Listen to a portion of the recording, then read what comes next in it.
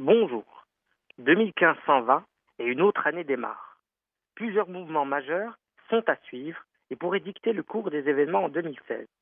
Aux États-Unis, il s'agira de voir comment l'économie américaine, et son système financier en particulier, arrivent à supporter des taux d'intérêt plus élevés après une trêve exceptionnelle de plus de 8 années. Vu la faible inflation américaine, la seconde hausse des taux ne devrait pas intervenir avant le mois de juin. Mais d'ici là, il faudra suivre les taux de défaut sur les crédits. Comment les émetteurs risqués arrivent-ils à faire face à une hausse de leur coût du capital?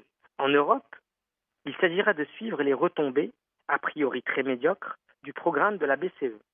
Ce programme est arrivé trop en retard pour être aussi efficace que celui des États-Unis ou de l'Angleterre et ne fut pas coordonné par une expansion budgétaire synchronisée entre les différents pays.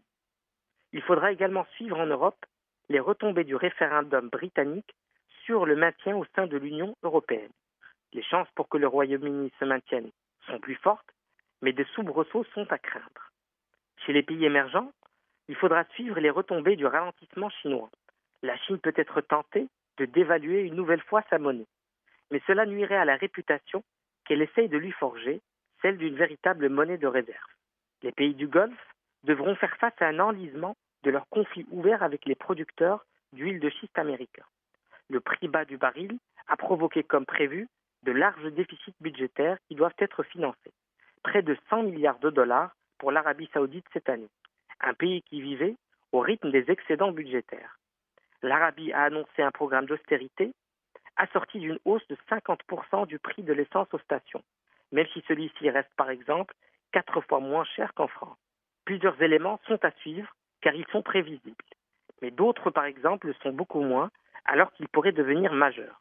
La situation en Syrie va-t-elle empirer ou s'améliorer suite à l'intervention russe? Daesh va-t-il encore frapper? La Chine aura-t-elle des crispations avec ses voisins? Vladimir Poutine va-t-il de nouveau prendre de court les observateurs? Des événements assez imprévisibles qu'on essaiera de décortiquer ensemble. D'ici là, je vous souhaite une bonne et heureuse année 2016.